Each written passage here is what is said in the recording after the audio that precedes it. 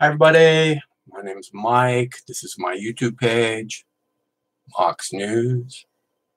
Even though there's no one here, I'm going to talk to the camera, just like this.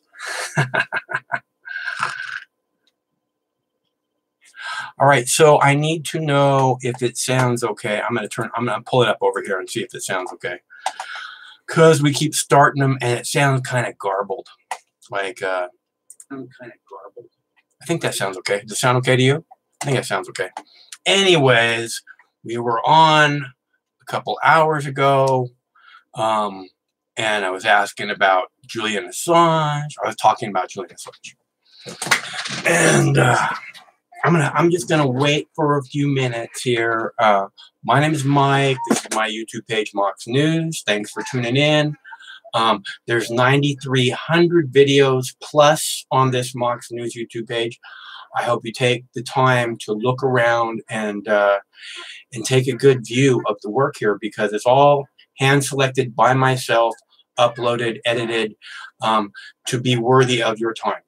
So again, I hope you find something of value here, and I'm sure that if you just take a good look, you will.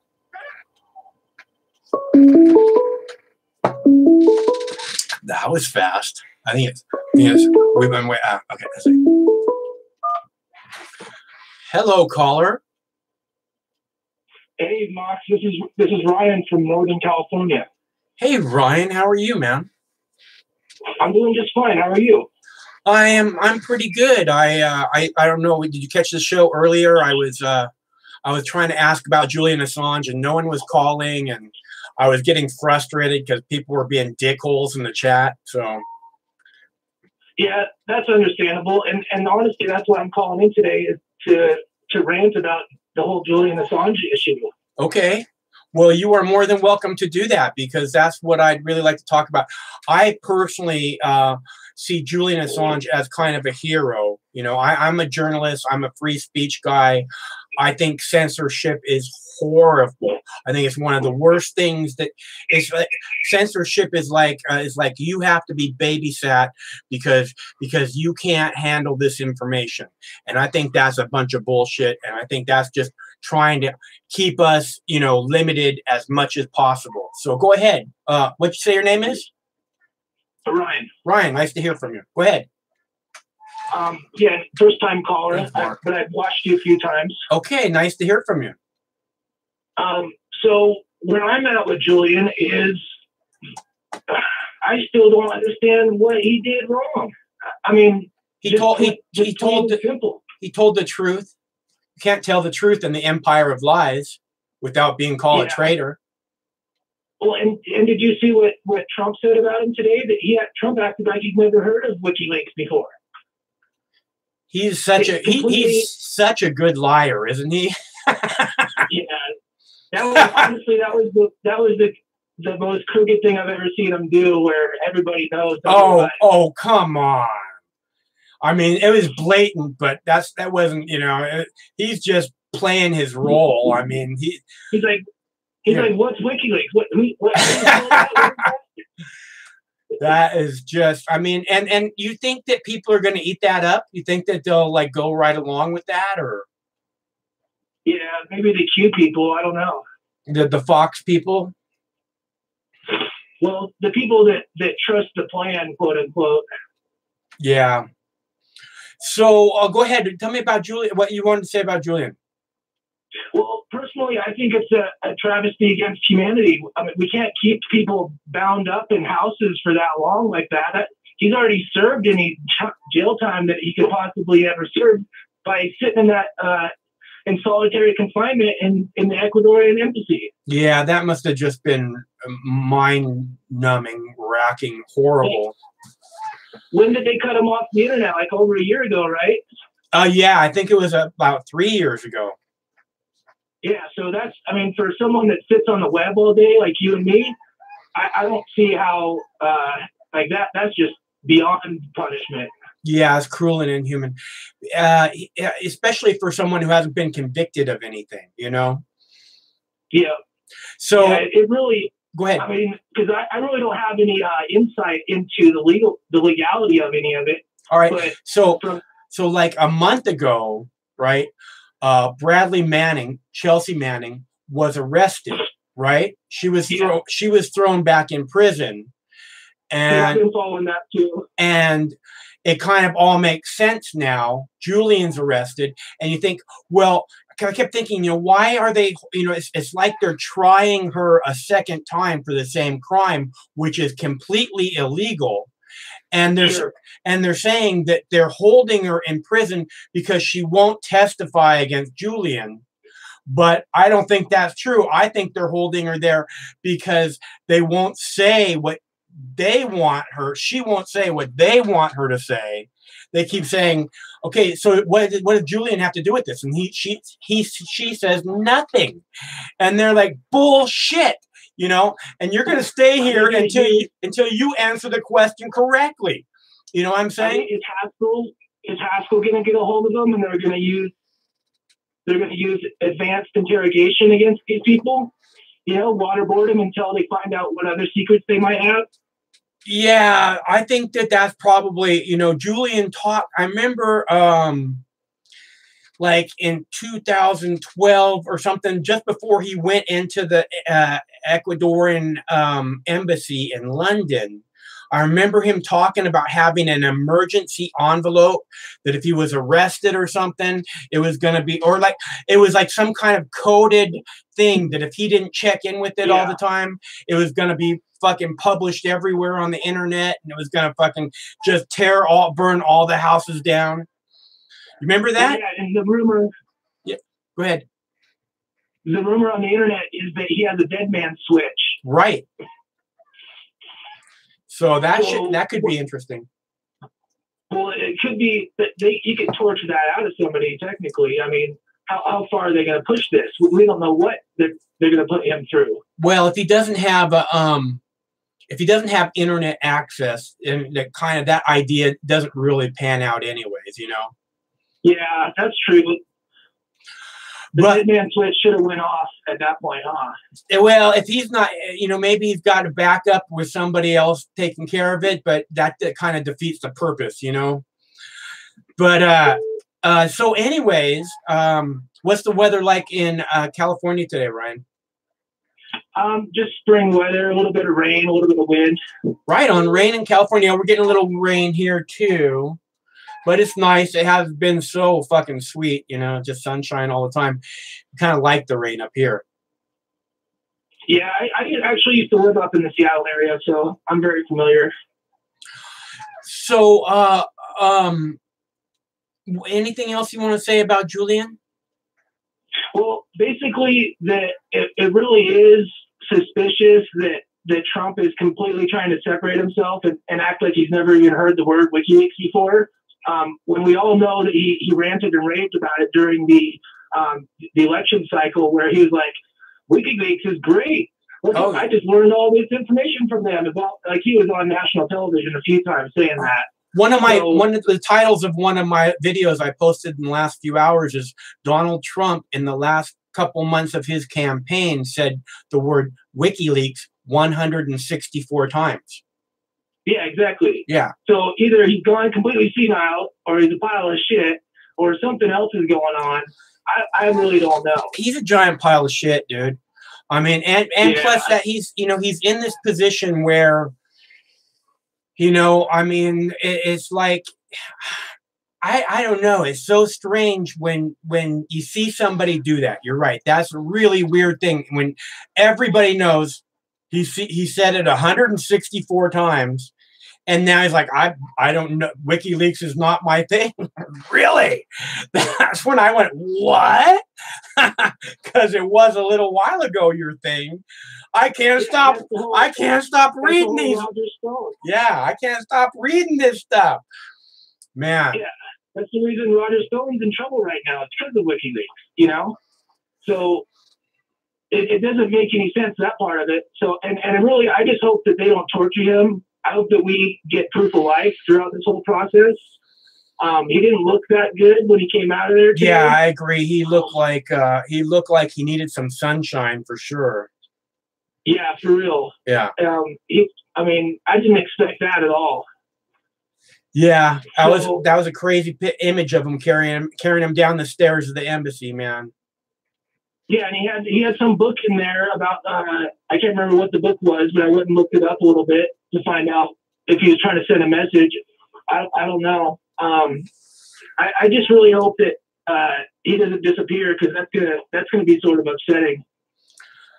I don't think they can disappear him. I mean, now they got him. See, once he's in their custody, it's really hard to disappear him. I mean, they can make it so that he's hard to get to, but they have to have some kind of access so they know that he isn't being tortured and stuff. Because, Yeah. you know, like, I mean, some inmate, if they just pay an inmate to stab him with a shank, and it's all over. If they just dropped the charges and let him go, they could have disappeared him real easy. They could have pulled a Michael Hastings on him, and he would have been gone. Yeah. You remember Michael Hastings? Yeah, you're right. Well, maybe they need to get at him to get some information. You know, they know. It's like the last video I published with Tucker talking about how they're using him as a scapegoat. You know, they're trying to distract from, they're using him as the big poster boy. This is the villain. This is the horrible guy behind all the internet spying and the internet leaks and the Pentagon war crimes. It's all Julian Assange. You know, it's not like the Pentagon lied us into Iraq. They would never do that. You know. Yeah. Well, and I'm old enough to remember when WikiLeaks first came onto the news. It was about some legitimate stuff that was going on inside of the government, where it was obvious. I mean, it's obvious to anybody that the government is dirty as can be. Yeah. So these same crooks now have custody of this guy. It's scary for him. I agree. It's very scary. You know, especially considering their track record. Yeah, exactly. Well, I don't want to take up your whole night. All right, Brian. Thanks a bunch for calling, man. I really appreciate it. Yeah, definitely. Definitely. I'll call again. All right. Thanks again. I hope you do. All right. So, and that's again what I was saying about Bradley Manning, Chelsea Manning, is that they got her locked up about 6 weeks ago. They arrested her, threw her in a jail cell. Nobody's heard from her since. Your voicemail system. So you need to press 1 to take this call. I pressed 1. Hello, caller. How are you doing? Good. How are you? I am good. What's going on? Not too much. We're just a little frustrated at what's going on. What's your name? David. I go by Reyes 5912 on YouTube. All right. You go by what? Reyes 5912 on YouTube. Oh, right on. Okay, so it's nice to hear from you, David. So what are you frustrated about? Well, you know, justice isn't popular as far as big government is concerned. And seeing the truth being hidden from us, it sucks. You know, it's very frustrating. And especially when, you know, we voted for change. I mean, if the people who put Donald Trump into power was a protest vote to once again vote for change. I don't think that Barack Obama was a protest vote, but it was a vote for change. And again, we're not getting it. You know, again, the military budget is out of control. There's just, you know, and it's like and cut all social services and you know, immigrants are, I mean, it's just you know, Donald Trump is supposed to be this great guy on immigration, and we have this you know, catastrophe on immigration, you know? Right. So yeah. I don't know. Definitely do that. So I mean, yeah, go ahead, David. Go ahead, David. Yeah, even with the things going on in Venezuela, you know, I mean, it's this new dictatorship everywhere. There's happens to be oil, and anytime it gets exposed for doing a coup, you're made out to be a conspiracy theorist. Yeah. And, as long as you don't, as long as you don't believe the government story, the official story, you're a conspiracy theorist, or in other words, a nut job. Yeah. So I mean, you know, it's pretty interesting day because today you kind of been seeing it covered a lot on mainstream media as far as science is going, but I mean, I'm trying to figure out the angle they're going to use this, how they're going to twist it, and how it's going to go. I don't know. They're starting off with this hacking thing, which is complete bullshit from the way that I understand it. You know, Julian Assange has set up numerous ways to keep him from being involved in, so he could get information from people without ever being involved with them directly, you know? Yeah. So go ahead. No, and you know, I was listening to your other talk with the other listener, and you know, he with Chelsea Manning. Chelsea Manning, I mean, it's like they're trying to make her say what they want her to say, and that's the only way she's ever going to be released if they even decide to do that. Right. See, once they get her to say what they want her to say, they'll put it in writing and then make her sign it. And then they'll release her. And if she changes her story, then they'll throw her back in prison because she lied about that to the FBI or the military or whoever it was she signed the document for. So now she belongs back in prison. So, and not only that, they're keeping her away from the media by doing this, so she can say, so she can't say, hey, Julian never was in contact with me until I passed off the information to him, so they're keeping her away from the media, which is interesting that they arrested her 6 weeks ago, keeping her away from the media, and they got this thing where, you don't get out until you sign this thing that says that Julian Assange did what we want you to say Julian Assange did. And when she signs that, she's fucked. Yeah. Yeah. And you know what? The thing going back to what Trump, he's trying to deny that, or not, I mean, he's just trying to make it seem as if WikiLeaks is not his thing. It's really interesting. It reminds me a lot of when Obama, during the Standing Rock, the no detail. Yeah.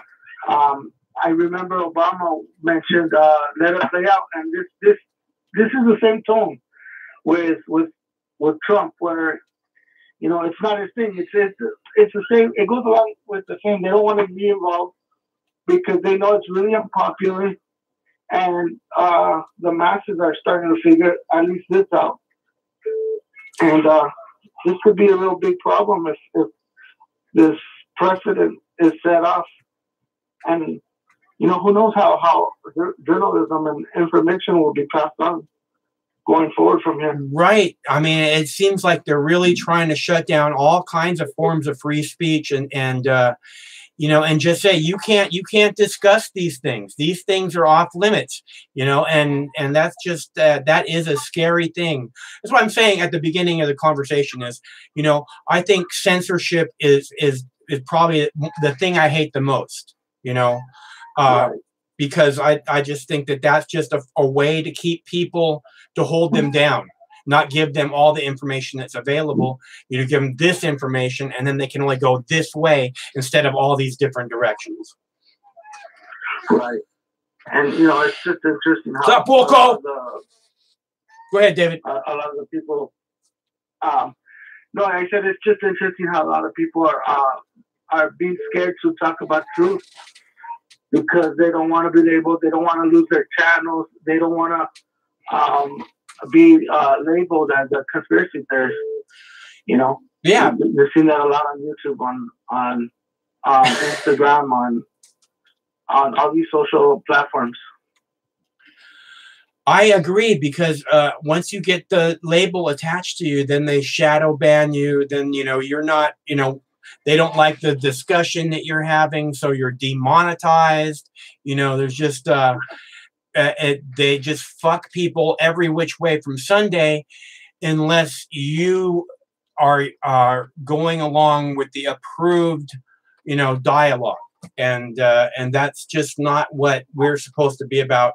And I think, again, it is a really dangerous direction. So, David, thanks so much for calling to pitch in what you think. I really appreciate it. I hope you call back in the future. All right. Take it easy. Have a good day. Enjoy yourself. All right. So, again, it's just really clear that, how'd that get turned down? Oh. All right, let's do it this way. Hello, caller. Hey. Hey. Yeah, you know what? I just, really quick, I want to just say that I think during the Obama administration, there was under the NDA a report that the Department of Defense, Pentagon, put out new rules for journalists, enemy combatants, how they could be killed in different ways, but not gas. They could be cut and bombed and shot. And but they use the word now instead of enemy combatant. I think it's it's something belligerent. But this reminds me, Cheryl Atkinson was on mainstream media. She was shut down. They attacked her computer, tried to put stuff on it, but she was exposing Fast and Furious. The Panama Papers, I think it's Monica Caruana, she was killed. And then also Tim McVeigh, his cohort is still to this day silent somewhere in jail, in prison. And Michael Hastings too. Remember Michael Hastings? They just lit him up like a Roman candle, man. In Los Angeles, on the streets in Los Angeles, unbelievable. Wait, I get mixed up. Between him and Paul Walker, did they both die in car crashes? Yeah, Michael Hastings was a reporter for the Rolling Stones, and he wrote a story about General McChrystal.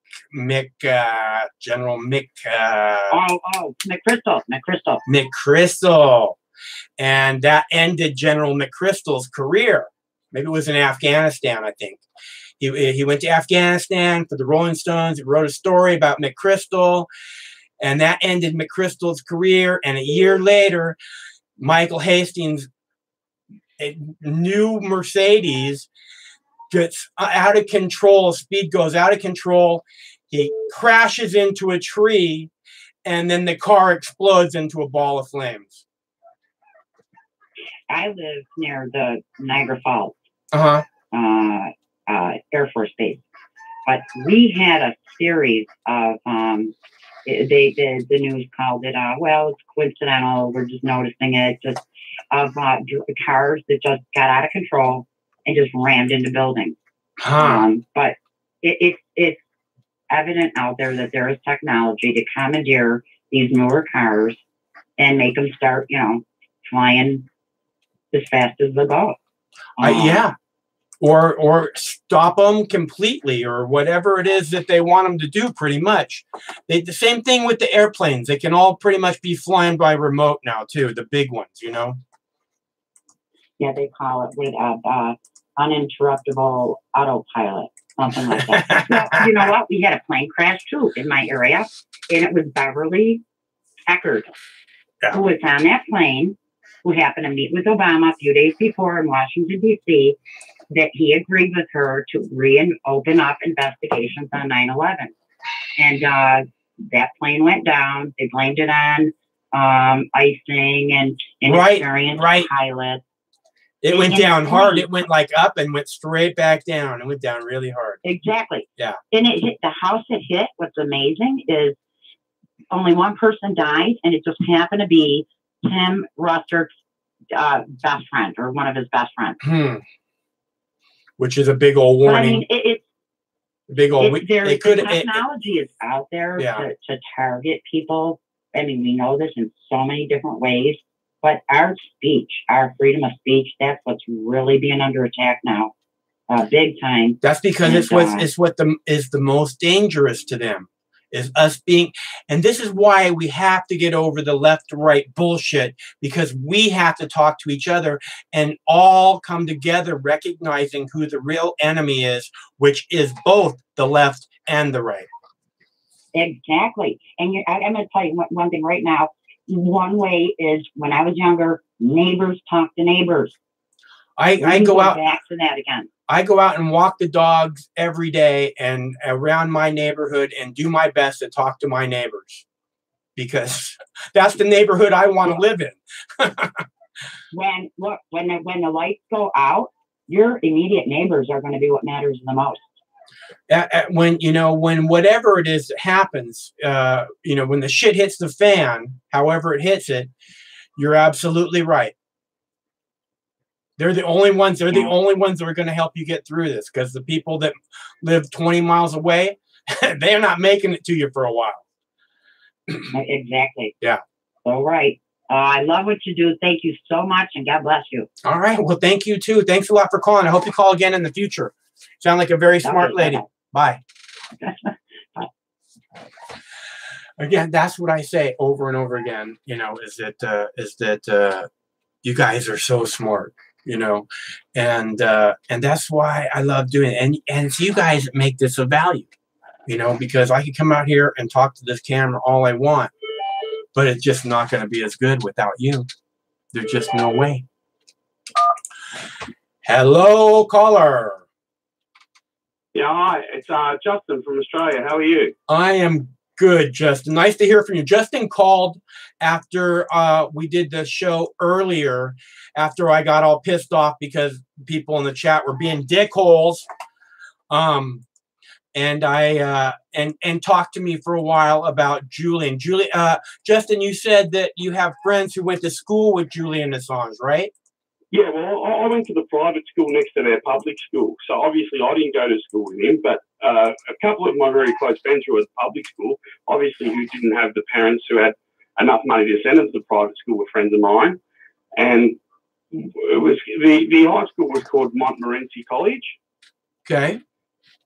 In Victoria. And Diego Garcia. Look, I just remember one very story that's in my head. I remember a day that he had rocks thrown at him by the jocks in the football club when he was first there. So obviously he moved around a lot. He was never in the one school or the one place a lot. Even if you look in his wiki, you'll see that his mum moved around from Northern Australia to Southern Australia, like literally all over the place. And so he was only at Montmorency College for a short time. Look, yes.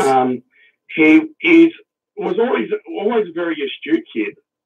Like, I'd seen him a couple of times out and about in the suburbs, like near the school, after school, and he was a loner. He was always like different to the other kids. Like, look, I'm not a jock. I'm a big bloke like a jock, but I consider myself more of a geek because I'm a Dungeons and Dragons type of person. You are? And Justin, you're a Dungeons and Dragons type of person? Oh, absolutely. Like, you give me any board playing. Look, I Warhammer more currently, but I've been Warhammer for the past probably 10 years. I'm 6 foot tall, but I'm European. I'm actually Baltic. I'm Croatian, so I'm built like the proverbial. I'm like an outdoor toilet. And so many people look at me and think, oh, you can lift heavy things, but I'm more of a brain, and I end up doing their engineering that their engineers couldn't do. So right on. Those are my favorite kind of people. Continue to speak. Sorry, I missed that. I said those are my favorite kind of people. Yeah, well, I'm a shipwright by trade, so I build boats now and look after kids. I'm just at home at the moment because we've got school holidays here. And so I'm looking after my children while my partner works. So I'm fortunate, but I unfortunately have to go to work on the weekend. What is the weather like there now? It's 23 degrees, nice and sunny, no rain. I'm currently living on the Mornington Peninsula in Australia. Nice. In Victoria, down on the south end, and look, it's beautiful. The sun's out. I could be out getting a tan. That sounds beautiful. But unfortunately, I've got kids to look after and things to do. But calling you and can't you take them to the beach or something? Can't you take the kids to the beach or something? Yeah, well, we went out and flew the drone this morning for about an hour because we had a really nice sunrise. Right on. Yesterday was only 16 degrees down here in Victoria on the peninsula. That's a pretty big difference. Yeah, massive difference. So this morning we went out and we flew the drone for a bit, and I do have a YouTube channel, but I'm not going to plug it. But I've got a couple of it's a separate channel where I do my drone flights. But unfortunately, the Australian government's about to cancel all us hobby droners and make us all get commercial licenses. Well, you can plug your channel. That's cool. Okay, I think it's just called Dare Dad, and I think my last flight was around a submarine. So I'll just quickly turn on my computer. I won't quickly do it, but I'll just get to it. All right. Well, is there something? I mean, what do you think about what's happening to Julian now, or what about his career after he's left school? Well, he's always been one of those people that search for information, I believe. Like, there's people who just go with the status quo, and there's people who look outside the box. And I always believe that Julian was one of those people that was always forward-thinking and very much thought outside the box. We had a big TV show done here a couple of years ago on how Julian Assange hacked the Australian government as a 14-year-old. He figured out the dial-up system. Right. I think I read something about that. Yeah. Well, I remember at school, all the boys were talking about him hacking into dial-up and getting government stuff while he was at school. Yeah, I heard about that too. You know, we're talking a 13, 14-year-old kid who was. I mean, this is before the government knew what hacking really was. You know, there was no news on hacking, but he was already into it. So he was well advanced and well ahead of his time. Like, I try thinking about it now, and the stuff he was doing was so far advanced. But at the end of the day, look, he did get caught, and he was doing the wrong thing at the time. But what I think he's doing now, like, to me, like, as an Australian, I like to think of America as my big brother. And I hope that Trump takes him back to the US and maybe pardons him. Like, Trump does have that power, and he wasn't out there spruiking fake news like MSNBC and all your other channels out there. And no, he's a real journalist. Yeah. Like, as far as I know, not one of his pages has ever been redacted on his website. Where I see redactions from major news corporations almost daily. Yeah. And to me, that just makes me feel like these major news corporations are out there trying to spruik themselves as truth tellers, but all they're actually doing is showing us how much misinformation they are actually spreading. When look, like Julian Assange being a loner. But it's more than that. It's not just how much misinformation that they're spreading. I keep saying this. It's agenda-driven propaganda. Every bit of it is done for a purpose. Well, I actually love the fact that you say that, because he lived on Magnetic Island and he lived in Tasmania for a while, and I know that much. In Tasmania, they just released a law yesterday saying that gender should not be provided on birth certificates. Now, I'm a proud man and I love my boys. My partner wanted girls. I wanted boys. I'm fortunate I got two boys. Right on. Congratulations. But thank you very much. And like I said, they're on school holidays at the moment. But to me, if they didn't have that gender on their birth certificate, to me it's almost like giving birth to an inanimate desk. Well, it's kind of an open slate. I mean, you like Monty Python, right? Oh, I love Monty Python. Like okay. School of Weird Walks. Okay. There's a movie called The Meaning of Life. You know that one? Oh yeah, every sperm is sacred. Every right. Sperm is great. Yeah. So in the beginning of The Meaning of Life, they show the Meaning of Life Part 1, birth. And then, you know, and they well, there's not enough of machines in here. We're get all the machines in here. You know what I'm saying? And then the baby's born, and the mother, and there's like this chaotic scene. And then the baby's born, and the mother says, you know, is it a boy or a girl? And he says, why do you want to attach roles to it? It's all already, you know, it's like, you know, what's with the role models already? Come on, give the kid a break, you know? I mean, and it kind of makes sense. It's like, okay, we got an open slate here, you know, just let them go forward and be what they want without all the toxic masculinity or whatever, you know? I mean, it's like, I don't think it's that important. You know, I mean, you don't, and I'm not trying to argue that I'm right, Justin. I'm just saying, I hear what you're saying, and this is my viewpoint, is that it's the Monty Python thing. You know, again, you want to put these roles on it, and the thing is just 1 minute old, you know? Yeah. I won't say I totally agree, but I do understand where you're coming from. Yeah. And for me, it's like, look, I don't want to play roles. I'm not a kid, but toxic masculinity isn't a thing. Toxic masculinity is whatever one perceives it to be. No. Is it my son at the gym lifting 300 weights, okay, telling his woman to wipe his sweat, or is it him opening the door for his wife? No. That's not toxic masculinity. Toxic masculinity is being surrounded by nothing but men, and each one having to prove which one is the biggest man. Okay, that's what toxic masculinity is, and the reason for that, and it's what I've always not liked about hanging out with men, is that who can fart the stinkiest, or you know what I mean. It's just this onslaught of this masculinity that's unnecessary, just to prove who the bigger man is or whatever, and the thing is that when you put it into certain places, like let's say an army barracks or something, people can actually become, you know, when you see a Marine who's been in theater, you know, and fucking walked through the shit, and they want to fucking have a sex change operation, you know it's because of this toxic masculinity that they just don't want any part of anymore. You know, I don't want to identify with that at all. That just fucking makes me sick. And I completely understand it. Go ahead. To me, it almost feels tribal. Like, it's like Major League Football. It's like everything. They have their little tribe. They become like their own little bubble. And they're trapped. Like to me, I didn't see it as that. Maybe you enlightened me a bit, because my father died when I was 2 years old, and he had 2 boys himself.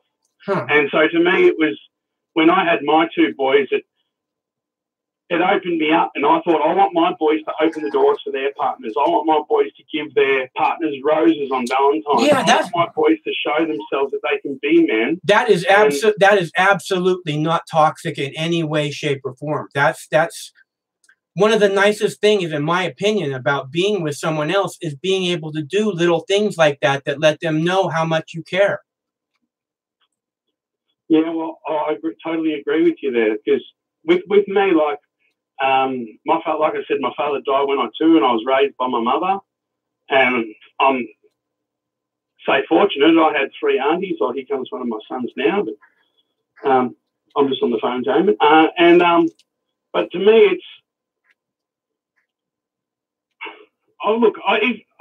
if I had daughters, I'd still be proud. It's nothing about masculine. It's about loving the children you have, and acknowledging what you have, and taking it as a blessing, and rather than a burden.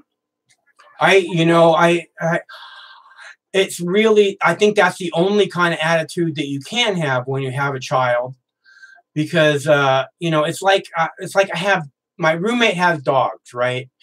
And and I'm really the only one who walks the dogs, right?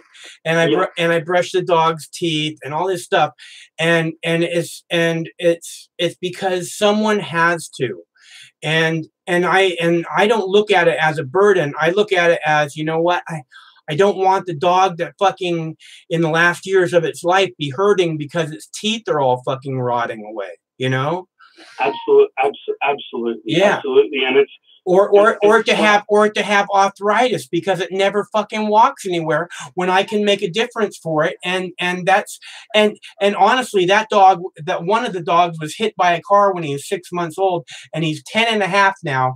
And one of my favorite things is watching him run, because he can jump this high for a stick and he can run like a bullet, which I try to get him to slow down because I don't want him to hurt himself.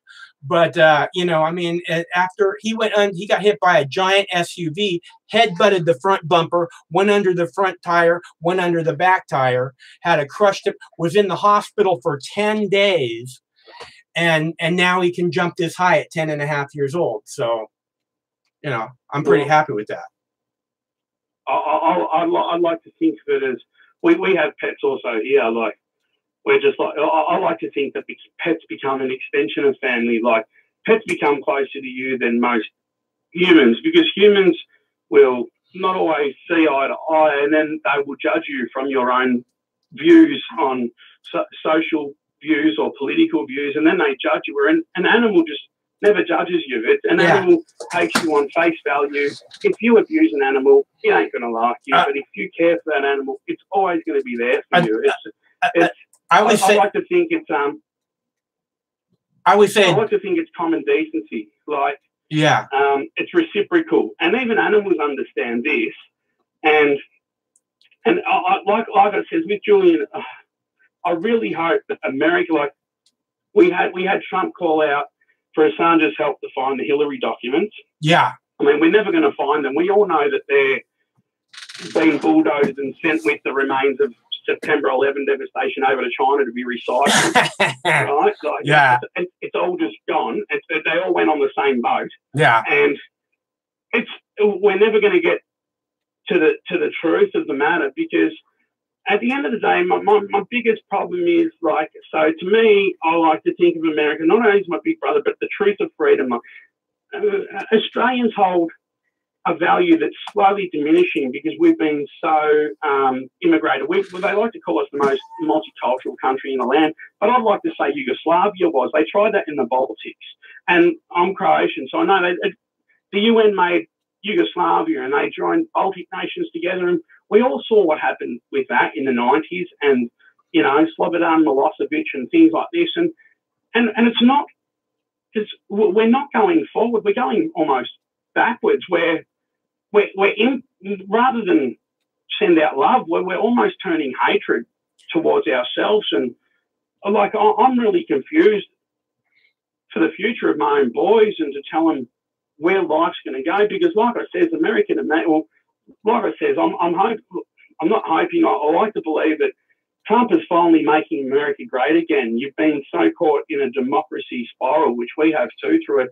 We actually call it our Labor Party, which is more like your Democratic Party, but it's heavily controlled by the unions and the left-wing agendas. And then we have our Liberal Party, which is, in Australia, is more right-wing, which is more like your Republicans. So our Liberal Party is more like your Republicans. And small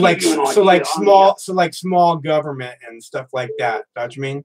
No, this is big government. We have two major parties in Australia. Yeah, no, but I mean, when you say more like the Republicans, the Liberal Party is more like the Republicans. Is that what you mean by more like the Republicans? Absolutely. Like they believe in family freedom, in church, and they still, they recently put up a vote to the government, to the Australian public, by way of a postal vote. What is it that makes gay marriage introduced? Okay, go ahead. So that makes them liberal then, because they're open to gay marriage as opposed to putting up. All right, well, let's just say they're the more conservative of the two parties. The liberals are. Both our parties are very liberal, but one's taking liberal. Oh, okay. I get you. So our Labor Party is liberal to the extreme. Right. So to give you an idea, I don't know if you have in America, we have this thing called superannuation.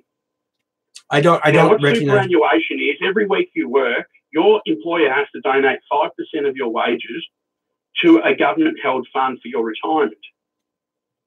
So what's happened over the last 30 years is people have put money in their accounts to pay for their own retirement. So the Labor Party is actually going to tax these people on the earnings from their retirement funds in their banks now. So they won't even be able to fund their own retirements. Oh, which man. makes me think, yeah, so, well, we've got all these old people who have actually funded their self-retirement, which makes them less of a burden on the community. And so it takes, because we have a pension here to a retirement pension, we are a half socialist, half democratic country. We've been trying to find the right balance for years, but it's not quite there, if that makes sense.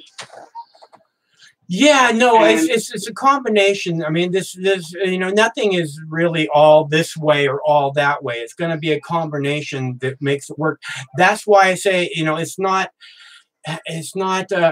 we can't discredit people because they're on the left or because they're on the right. You know, there's a reason that they vote for that guy or that other person, you know, and it's because those are your two choices.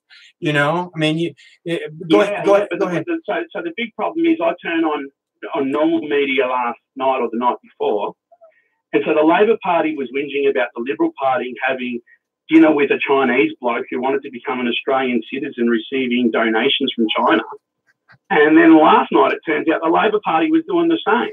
So it's like when you go to vote in Australia, it's almost like, let's vote for the bloke who's the least a liar. We know, but they're both lying.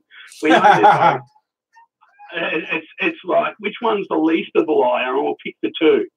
And exactly, that's what I'm saying. This is what I keep saying: is it's not, you can't hold. You have to understand why someone would vote for a giant douche, because the other guy's a turd sandwich. Those are your two choices. You can choose between a giant douche or a turd sandwich, or not choose, and people feel obligated to choose one or the other. You know, so it makes sense that they would choose a giant douche because nobody wants a fucking turd sandwich. Yeah, well, the problem is in Australia, it's like my uncle told me a joke, and he said, "What's the difference between, I'll say cow dung rather than cow S and BS, but what's the difference between cow dung and bull dung?" Well, you can grab a cow dung, you throw it in the air, and when it hits the ground, it breaks. And when you grab a bull dung, you throw it in the air, it flies away. Right? So he's like he said to me, you just got to figure out the dude who's selling you the most bull dung. Yeah, because if he's selling you the bull dung, everything he said you're going to get, you ain't going to get. It's flying away with the bull dung. If that makes sense. I don't exactly follow, but okay. So there's a difference between cow turd and bull turd. Yeah, I heard. If you get a cow turd. You get a cow turd and you throw it in the air. Right. It'll hit the ground and break. But if you get a bull turd, it'll fly away. Okay.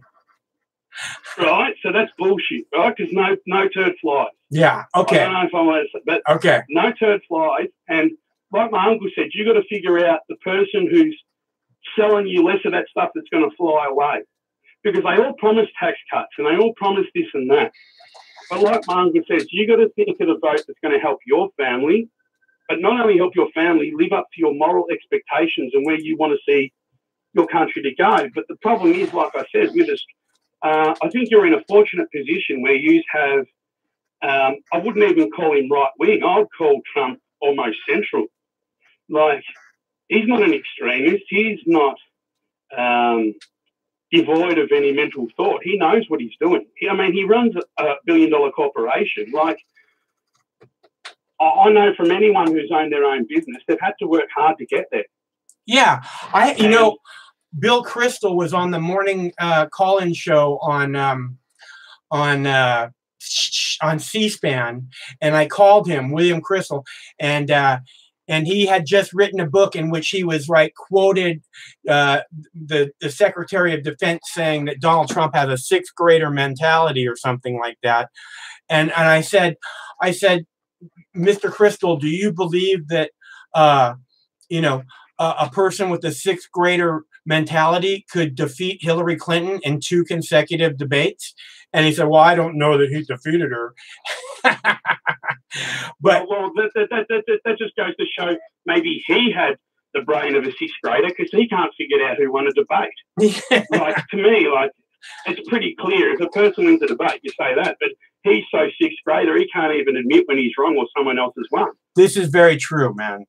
These guys, the dinosaurs just are so stuck in their ways, and they don't admit any kind of wrongdoing ever. You know, I mean, but that's because it's understandable, because once they start admitting wrongdoing, then they're all responsible basically for marching us into Iraq, and the death of 1 million innocent Iraqis is all over their hands. So, you know, nobody wants to go there if you're actually responsible for that.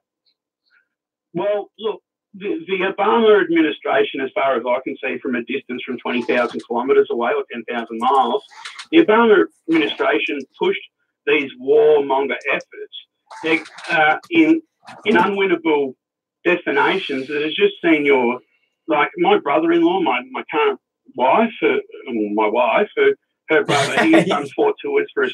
He's done 4 tours for Australia, and now he's actually serving in the British Army in the SAS. But fortunately, recently, 12 months ago, he was actually pulled into Prince William and Prince Harry's wildlife fund. So he's off protecting rhinos and elephants from poachers out in the Congo. Awesome, dude. What a great job.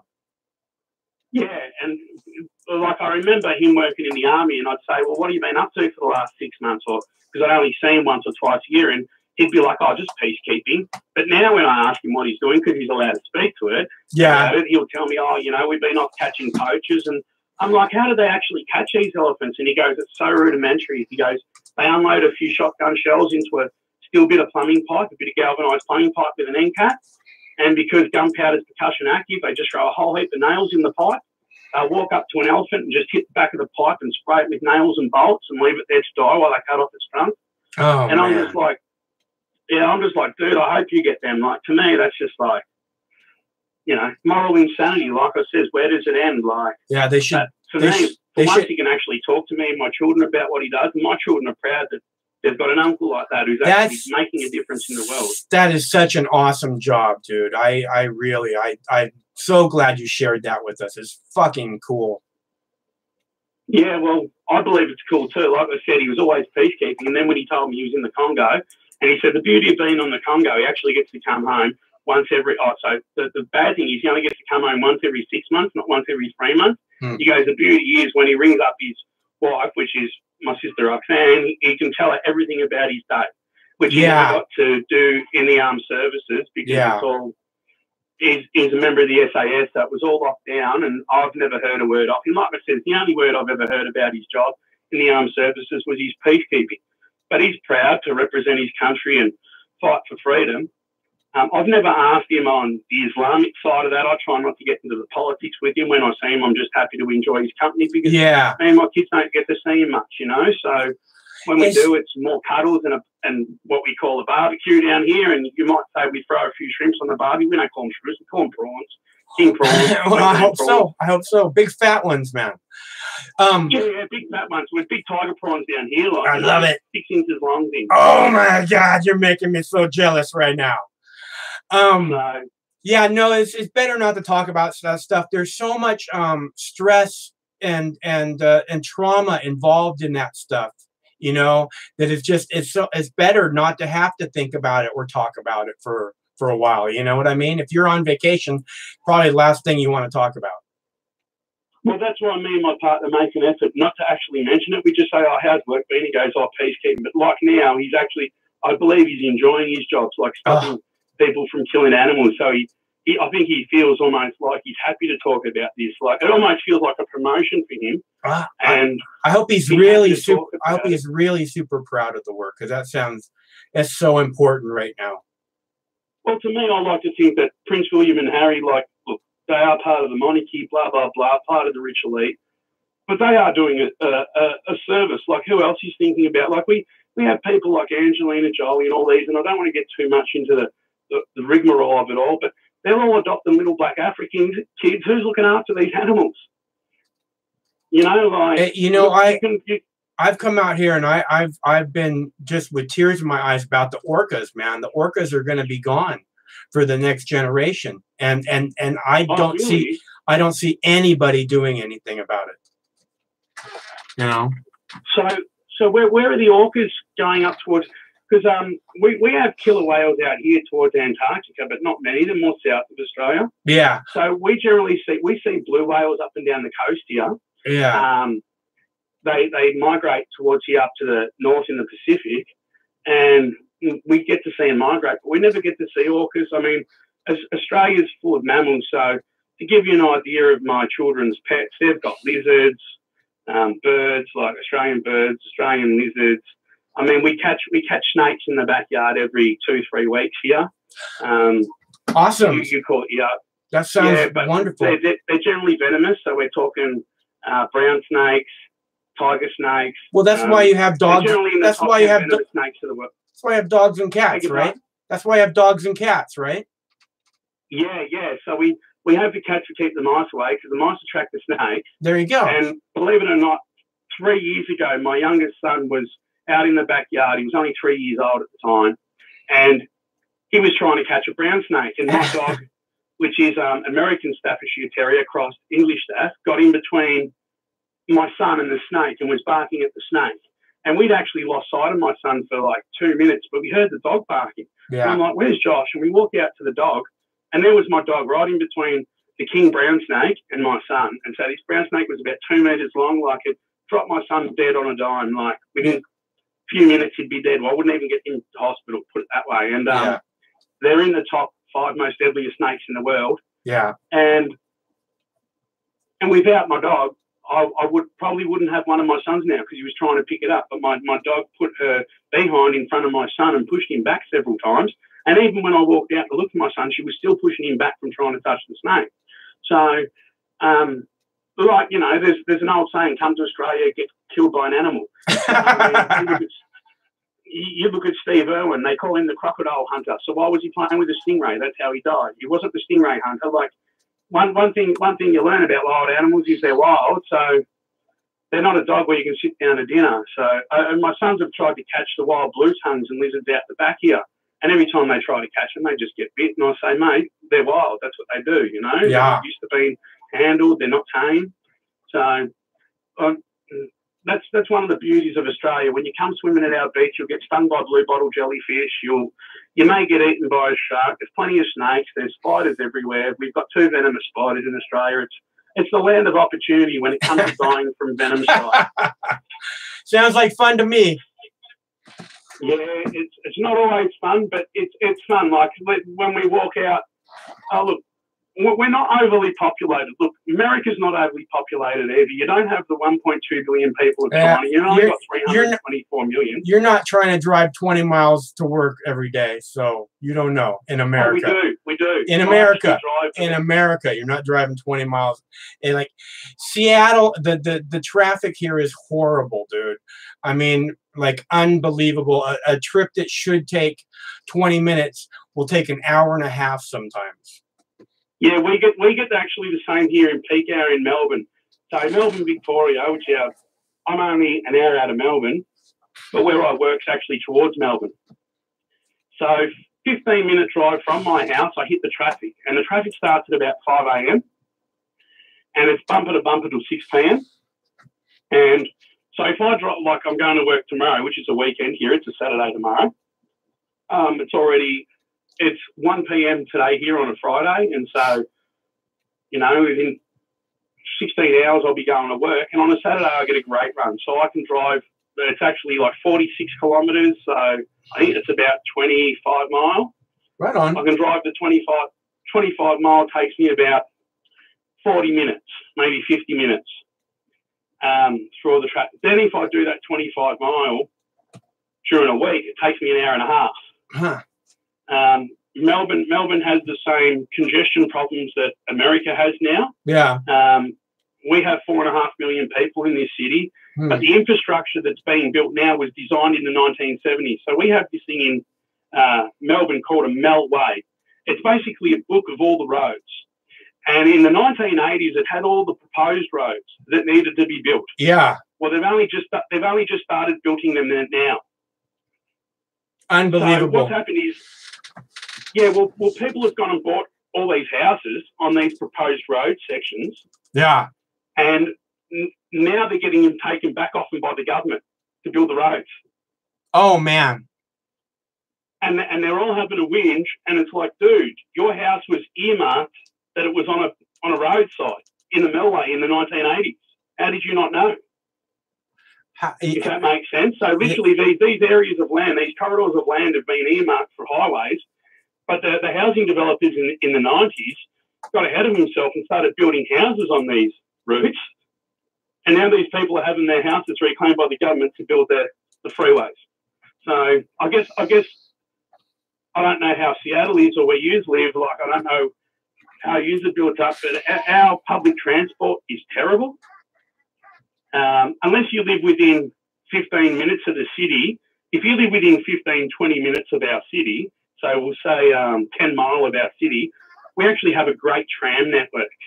Right on. So that's rather good. than trains, we have trams. And then out of that zone, you've got to wait for buses. And at the moment, like, so if you were to catch a train from where we live on Hastings in the morning to the Peninsula to the city, it'd actually take you about 2.5 hours, even though it's about a 45-minute drive on a Saturday, because they're actually upgrading the lines now. We used to have a lot of level crossings. Do you know what a level crossing is? I'm sure you do. Oh, I'm not sure what that is, no. Okay, well, you know where the boom gates come down on a road? Yeah. And it stops the cars. We call them level crossings. For like we had them right in the middle of the city on main roads. Huh, wow.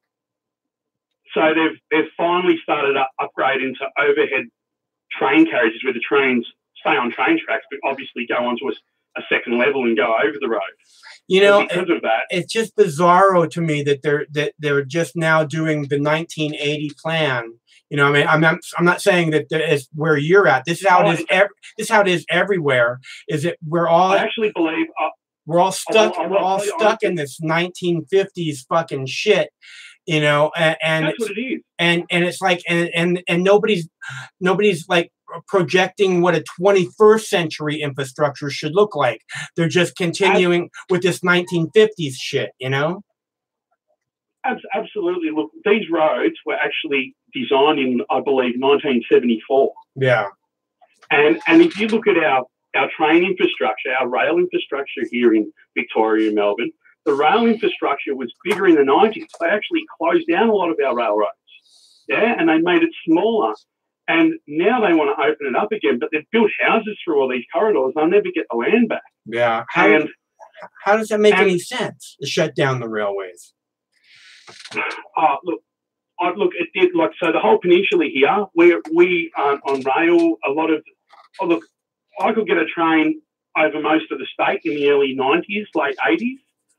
Now half the railroads have been cut. You've got to catch buses everywhere and different connecting buses. Oh man! They had no foresight for the future. Like you said, it's not that they do have the foresight. They're just not willing to fucking go with it. You know, you're saying that they had all this projected shit for 1980, and they're not even getting to it until 2020. Well, let's face it, they're building this East-West link now, and they said it's going to cost taxpayers $15 billion. And I'm just like, dude, how'd you build it in the 80s? It'd be paid off now. You know what I mean? Like, absolutely. Absolutely. And they don't think of GDP and growth. They just think about what money they have there. But had they divulged in that stuff, Australia would be way ahead of the curve. You said, the problem is, no one wants to put their hand in their pocket and just go bang and put us in debt. But the only way to get ahead, just like any business, is millionaires. Investment. You know, that's what I keep saying. Right. Is that you know, the shit. I lost my train of thought. Go ahead, Justin. And it was all about investment. And the deal is they're not investing the money when they come up with these things, which is costing future generations 3 times more. So in Victoria here, 40 cents in the dollar we pay on petrol is a tax. And that's actually meant to maintain the roads and upgrade it. But the funny thing is when they build these new freeways, they throw a toll on them saying that we've got to pay for them twice. Right. I agree. That's not funny at all. That's a bunch of bullshit. Yeah, and so now that they're building this East-West link, we have a tollway in the middle of the city, and they reckon they're going to increase the length of the toll there for another 20 years, so that they can pay off this East-West link too. And I'm just like, well, my kids are never going to get to drive on a free road. Like in the 80s, I remember going from one side of Melbourne to the other side of Melbourne to see my uncles, my aunties, my grandparents, and the other, like literally 200 kilometres away. We wouldn't have to pay one toll. Now you've got to pay a couple of tolls just to get there. Yeah. And it's like, hang on, wasn't I paying 40 cents in the dollar for the last 20 years for you to upgrade my roads? So where's this money gone? We all know it's gone into programs and political jargon, right? They promise you crap that doesn't deliver. Like look, I honestly tell my kids, I say, go get an apprentice in Australia, become a plumber. And they say, why? I say, because a robot's never going to crawl under the house and change the toilet pipes, right? You got to think of the jobs that robots and automation aren't going to take. And it's just like the Yang Gang. Well, whenever I think of Yang, you're one of these dudes, you're Democratic dude, I often think if only my name was Bender out of Futurama, and I could hang a little sign around me saying, I want a job for life. Because unless you're Bender, you're not got a job with Yang. You've just got $1,000 and you're mowing grass on your own block, right? And no one's going to get ahead with $1,000 handed out from the government. You've got to think how you're going to make your next 1,000 apart from that. And so all that's going to do is drive up prices and drive up the difference between poor and rich, if that makes sense. The only difference between a poor person and a rich person is how hard you want to work to get money. But there's been poor people out there with fairly minimal education, but they worked hard at something they loved and they made it there. Unless you're the SPLC or what is it, Southern Poverty Law Centre, yeah. In which case you can buy everyone off and just make statements that are outrageous and have the rest of the world think that, because we got media reports from your SPLC centre here in Australia, and it's like, well, I don't live in America. But look, sorry for going off on the SPLC tangent. But, it's all good. It's all good. Those guys are horrible. They're a terrorist organization, in my opinion. Well, I absolutely believe that, because any organisation that can just say that you're outright a right extremist group is stupid. Yeah. That's like me just saying the SPLC is a left extremist group. Yeah, they're a major hate group. So that's I've got my opinion, they've got theirs. What makes theirs worthy of a front line in the newspaper? Yeah. Because they're government funded. And they can get the airtime, yeah. They're funded from the top of the Democratic Party. Your Democratic Party had half its agenda set by the SPLC, and now they're in a backwards hole because they don't know where to move from the position they've put themselves in. So they're just sitting in their little bubble, still saying that Trump has Russian collusion agenda. He's going to get indicted. Listen, there's no indictment. We all know that the dude's a businessman. This is why he pays lawyers. He has lawyers on his staff for a reason, so that they can take the fall and make the decisions. That's what he pays them for. Yeah, when you get that big, you're not going to take the fall yourself. You already know you can just pay the next dude to figure it out. And if he does it wrong, he's the bloke who's going down, not you. Yeah, no, I mean, Trump doesn't, nothing seems to be able to stick to Trump for his whole lifetime. I mean, he's not the like the cleanest guy in the world, you know, and I mean, and nothing sticks to him. So, you know, I mean, the Trump University, the Trump steaks, the Trump water, you know, Trump Airlines, you know, all those things. At the end of the Trump casinos. At the end of the day, Trump. I like to believe that Trump. He used the presidential campaign for more of a what would you call it? A spruik of his brand, and right as it turns out, he's actually turned out not to be a bad president. He's doing quite well, and for me, like that's the drama he's got himself into. He was trying to spruik his brand. Now he's become president. He's realised, shit, I've got to be presidential.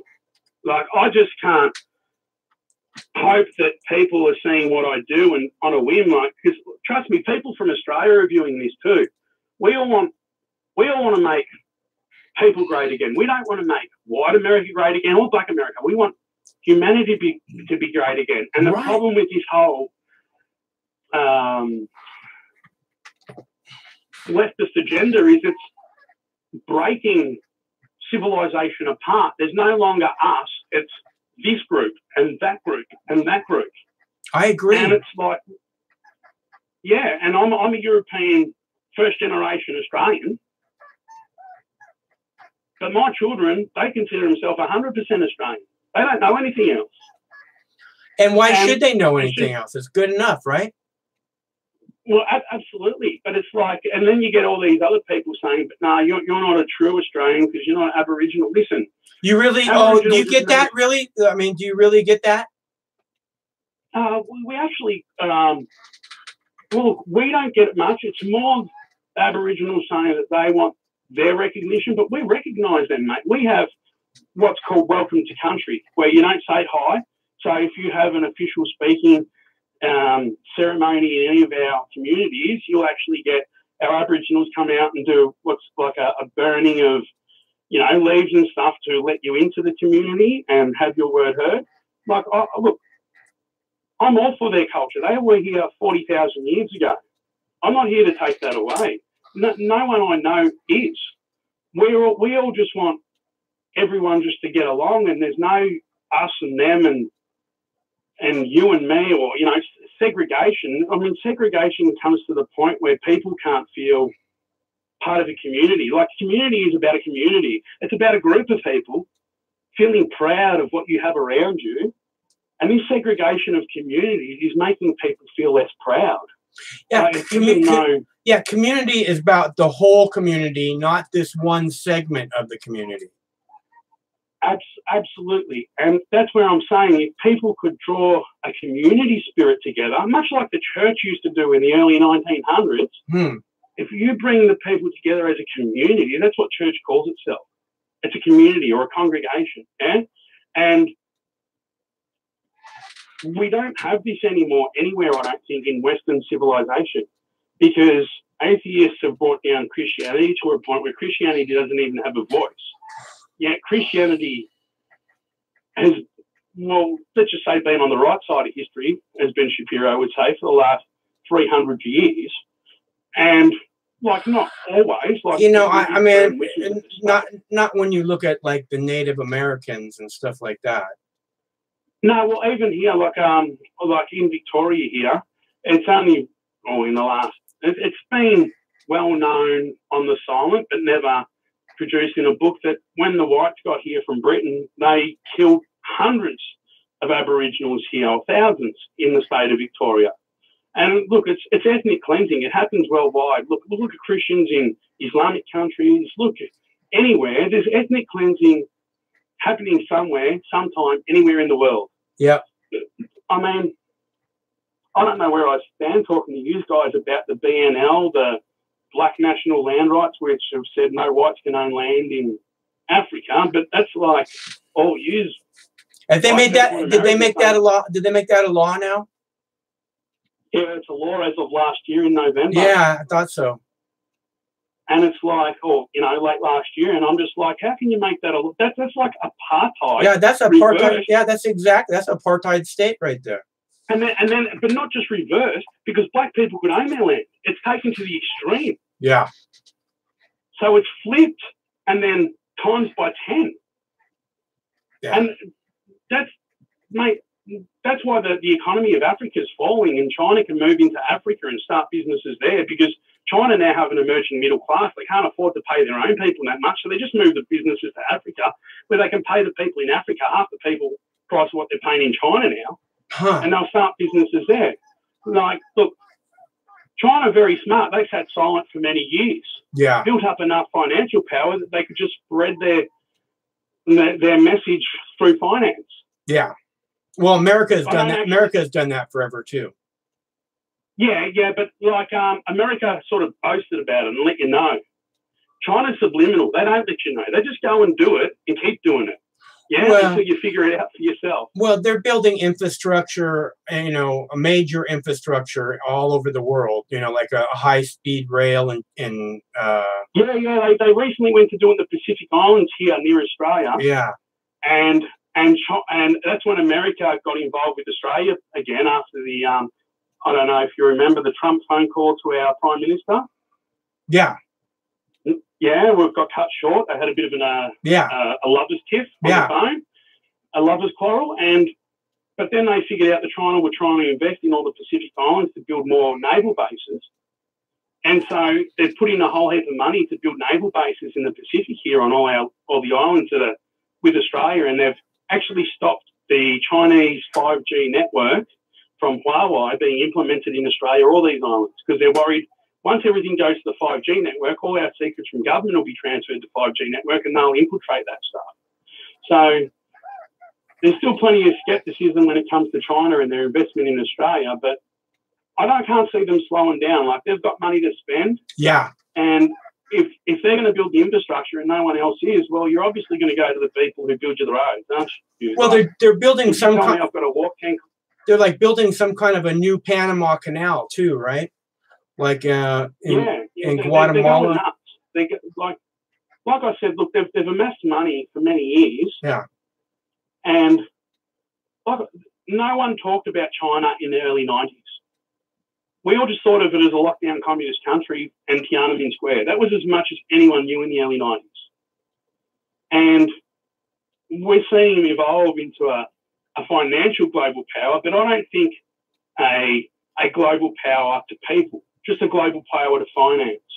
So when I as a member of Australia, when we looked at freedom, moral rights, the way you treat people, we've always looked to America as a leader, just like in World War II, when we're all getting our butts kicked. America steps in, we step in, the Allies step in. We have hundreds of thousands of casualties, but we didn't do it to make the world a worse place. We did it to make the world a bloody better place. Well, America didn't want anything to do with World War II until Pearl Harbor happened. So yeah, but we all.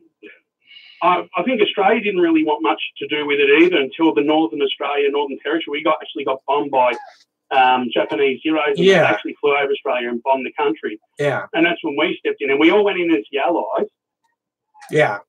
And the casualties we lost weren't to give up our freedoms. They were to enhance our freedoms, to reassure. That's what they were fighting for. Right. Like, our forefathers, they're not my forefathers. I'm Croatian, but I consider myself Australian.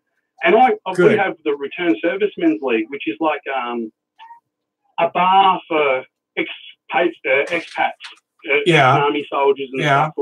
And me and my family have dinner there every Friday night. Nice. My children wear all their army badges. We have this thing called ANZAC, the Australian New Zealand Army Corps. Cool.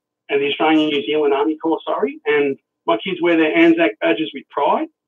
And believe it or not, they wear a couple of badges for the fallen horses and dogs and animals that died in the First and Second World War. Sure. I don't know if you know, but in the First World War, the greatest horse charge of any horse battalion was led by Australians. Right. And they were called the Light Horsemen. Where was that at? Where was that at? What's that famous movie? The Sultan of Arabia, whatever it is, your movie? Some white guy turns back the Sultan of Arabia, he lands in Turkey. Yeah. Lawrence of Arabia. Lawrence of Arabia? Lawrence of Arabia, that's the one. Well, Lawrence of Arabia, you got it. Yeah. It was actually Australians. It was light horsemen. Huh. There was 400 horsemen. And what happened at the end of the war, a lot of their horses were, not as healthy. And the Australian government said to a lot of these ANZACs, these World War I dudes, that we can't take your horses back. Yeah, you have to leave them here to be turned into dog meat, or the farmers will take them. And a lot of the soldiers walked over the hill, shot their horses, and then shot themselves. That's pretty sad, man. Yeah, well, these blokes, their horses is all they knew in battle for 2-3 years. Well, those horses, saved their lives again and again, and then they couldn't save the horses' lives. So. And when the government said they couldn't take them back, and so my children wear these badges with pride. Yeah, hell yeah. For the horses and for these non-return servicemen. Yeah. Who became statistics but survived the war. And I guess that's our biggest problem with all return servicemen, isn't it? We have to worry about their mental health. I know the suicide rate among return servicemen is stupid. That's half the reason I don't want my brother-in-law to ever leave the army. It's all he knows. But you gotta. I have a friend who just retired from NORAD, and he's very happy to be out. and he started the distillery, and he's brewing rum and bourbon, and he couldn't be happier. Oh, that sounds great. If you brew rum and bourbon, you're always going to have a good time, aren't you? Yeah. Geez, you can't miss it with that one. But you know, like at the end of the day, I'm starting to think not enough emphasis is held on all community morals and values have died in the last 25 years. It's so, all that matters now is money. You know, I keep coming out here and telling people I hate money, and it's because it's all that matters. And I'm not gonna fucking buy into that game. Fuck money. I hate fucking money because people sell themselves for it again and again and again, and it just makes me it's why we're stuck in this rut, because of money, because the rich people don't want to give up money so that we can build a 21st century. Oh, that's what I was going to say about the 21st century infrastructure, was that you were talking about is it that's what, you know, you were saying, who's going to pay for it? They're all concerned about who's going to pay for it. It will pay for itself, because that's what made America great in the first place, was that we had the modern infrastructure that we were fucking building out to the max, and it put people to work, and it made America great. And the only way that it's ever going to be great again is if we have a 21st century infrastructure, so that we can be steps ahead, or at least where we should be, in order to be competitive with the rest of the fucking world. Oh, well, let's face it. In the mid 1900s, yous weren't looking for the 21st century. America was already looking into the 22nd century. You were sending people to the moon. You were doing great things that other countries are just starting to do. I don't know, like, to me, it's almost like America had this great drive, and then someone hit a handbrake. It's like they just stopped the car and said, all right, we're there, and hop out. Like America, like, let's face it, China's still stealing your information to make their nuclear power plants that you had in the 60s. I think China has some pretty forward-thinking nuclear technology right now, honestly. Well, I believe they're dealing in thorium. So what's actually going to happen? You had fission and fusion plants. Yeah. And the thorium plant is really good. It's a nuclear plant. Yeah. And I believe China are trying to manufacture them now, so that you can buy them off the shelf in 12 years. Yeah, You'll be able to go to China and go, oh, I want that plant. Yeah. Yeah. Yeah. And well, that's just, you were in the 60s. Yeah, I mean, that's how you gain control over the global, whatever influence, like you're saying, that China wants to do. So, hey, Justin, I gotta try and see if anybody else wants to call. But it sure was good talking. You get off the line. You have a lovely day. It sure was. It was sure good talking to you, man. And I really hope that that everybody's doing good in your household. And I look forward to you calling again soon. Okay. Thank you very much. You have a nice day. All right. Thanks so much. Bye. That boy is long-winded, huh? And it's really good to hear from him. I apologize to anybody else who I might have missed your call. But he really sounded like he wanted to say a few things, and he sounds like a super human being, and and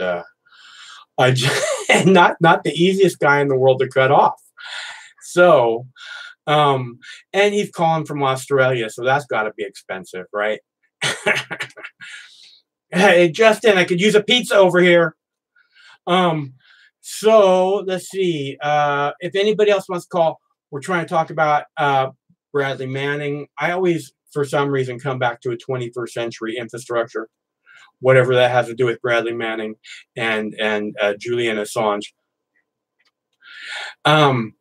Which it does. It's all tied together. It's all tied together. Okay, so should we keep doing this? Wilco, you still there? How's your brother? Okay. I need to have a piss. I'll be back in a sec. Talk amongst yourselves.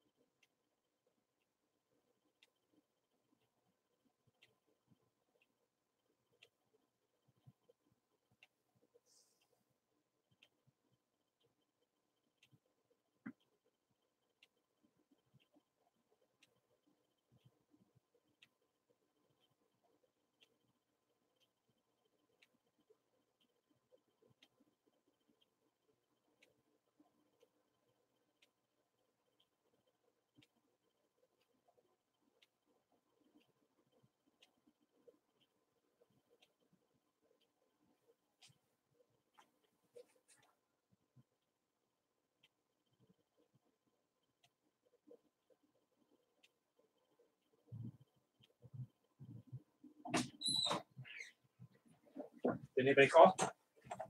Did anybody call? You guys still there? I feel much better now. The telephone number is 805 Mox News if you want to call, if you want to talk. I'll be here for a few more minutes waiting. Justin, thanks so much for calling. That was really awesome. I'm glad we got a chance to hang out and have a discussion. I wish I could come over to your house and enjoy some of those tiger prawns, because that makes me so jealous. So you need to press 1 to take I pressed one. I pressed one. Hello, caller. How are you? Hello, caller. Hello. Hello. Hello, how are you?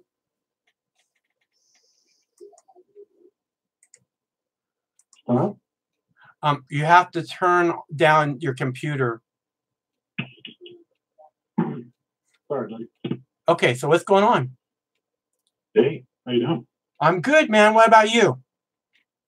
Oh, not much. Just saw you were having a live chat. Thought I'd give you a little call. Okay, go ahead. I just want to say I'm so happy about all this pro-marijuana activity, legalization that's been going on. It's fantastic. I got a new dispensary up here in Massachusetts. I got to tell you, it's fantastic, and I really appreciate you spreading all the good word out there, brother. God bless you. I like to call it legalized freedom. I'm glad you're enjoying your legalized freedom. Fantastic, and it's safer, and it's legal, and it's promoting a free society, and I think it's fantastic. Freedom is the big part for me, but I think it's also really big that all that money doesn't just go to the black market. You know what I mean? Because we're talking about billions and billions of dollars. You know, I think it's not that I don't want my neighbors making money by selling weed, but I'm glad that it doesn't go all to the black market. Right on, my friend. Right on. Yeah. All right. Well, what are you smoking? Man, I gotta tell you, I got a menu here. And for the place that I go to, they give me a goddamn menu. Well, what is your favorite? Man, I love it all. I mean, you got flour, you got distillates. Yeah, got it. It's like going to the candy store for adults, huh? Oh, it's like Willy Wonka for adults. I mean, have you ever seen that? It's like, come with me and you'll be. The chocolate waterfall and everything. Yeah, exactly.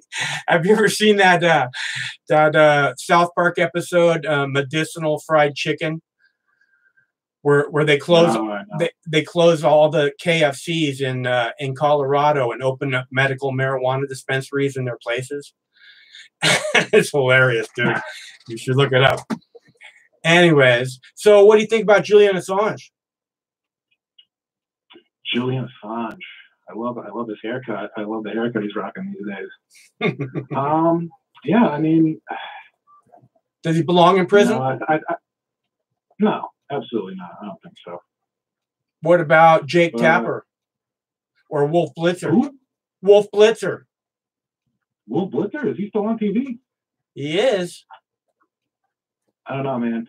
Honestly, I'm so disillusioned by politics now. I used to be really into it, and now I'm just it's all just a waste of time to me, honestly. I so wish I could say that you're just so much better off without it, because I think that honestly you probably are, but I'm just afraid that if you're not involved, what is it that they're doing behind your back that you don't know about, you know?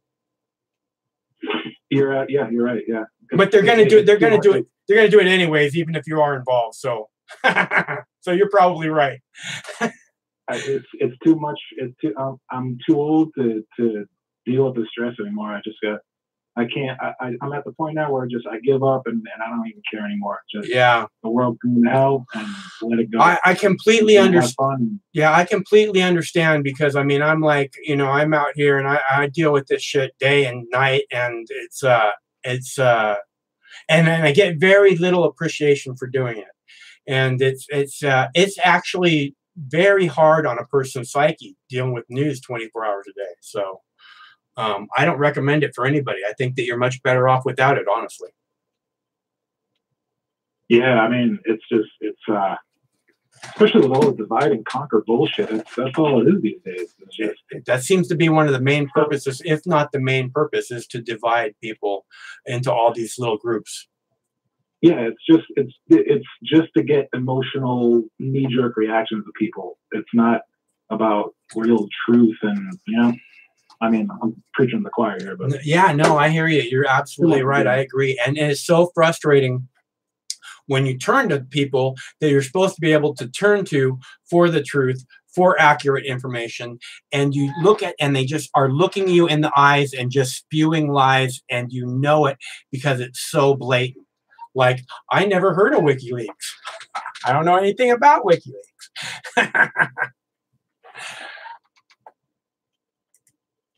all right, well, Mike, I gotta go, you handsome bastard, but take care. Thanks a lot for calling, bro. Okay, so I'm glad we got that call in. I don't get called a handsome bastard every day. Every other day, but not every day. So it's always nice. And then that happened. Let's see. I have some kind of weird 9/11 stuff I want to look at over here or get to posting. Anybody else want to call us? 805 Mox News. That's 805-669-6397. 805-669-6397. I don't even need my little book anymore.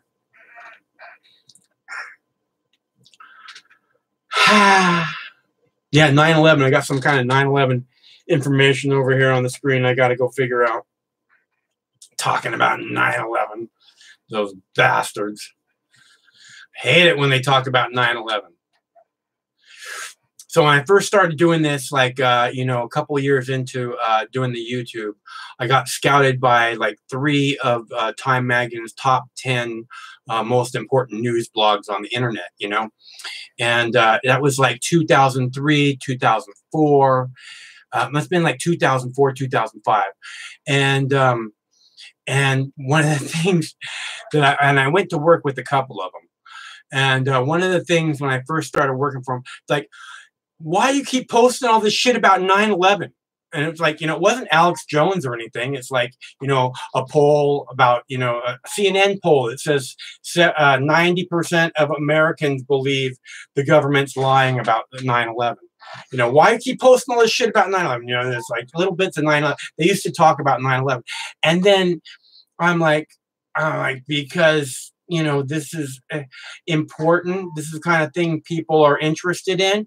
And these are the top 10 most important blogs on the internet, right? Most important news blogs on the internet. And they're like, well, don't stop posting all that shit about 9/11 because it just brings out the crazy people. That's what they think about your opinion. The most powerful news organizations have done their best to push 9/11 to the side and say, nothing to see here, move on, folks. And that's really unfortunate. So there was something about 9/11. I'm going to find out what it is because no one's calling and I don't want to sit here and ramble on and on like I do.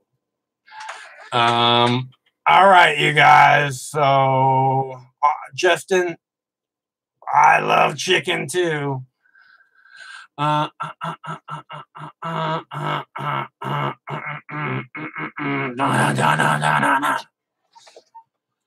Okay, you guys, I'm gonna go because it's about time for my medicine, and I will have this thing about 9/11 that I want to go look at. So thanks for tuning in. My name's Mike. This is my YouTube page, Mox News. There's 9,300 videos here on this one Mox News YouTube page.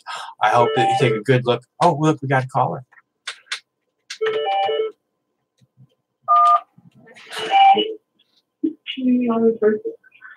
Hello, caller. Hello, it's Katrinka, aka JK from the Custom Collective.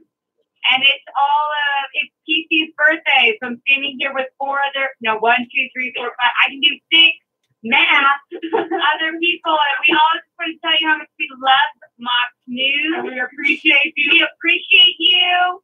You are amazing, and we just want you to keep doing what you do. Keep doing the news the way you do it. That's very nice of you. Thanks so much for calling. It's always good to hear from you, Katrinka. It's nice to hear from you too. So happy birthday to whoever birthday it is. Thank you. You're welcome. Congratulations.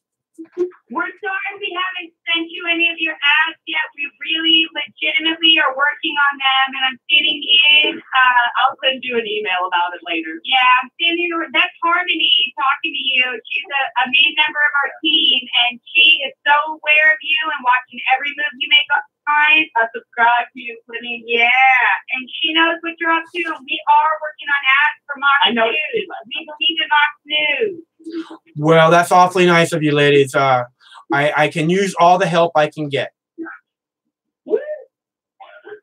So I look That's all we wanted to say. We thought you were about to sign off. We didn't let you sign off without having a little more excitement. Okay, well, that really definitely added a little something to the show. So thanks so much. I look forward to your email and talking to you again soon, Katrinka. Nice to talk to you. Talk to you soon. Okay, Nice meeting you. You have fun at your party, ladies. Bye. Bye.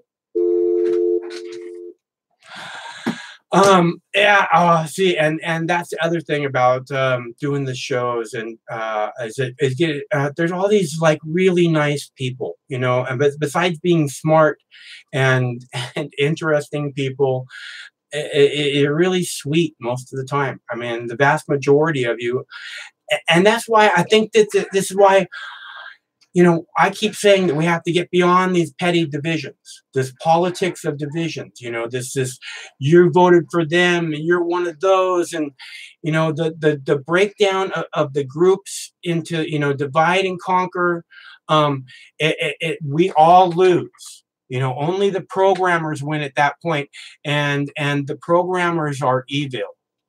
So, and we're good. The people you guys call, you can hear the goodness in them.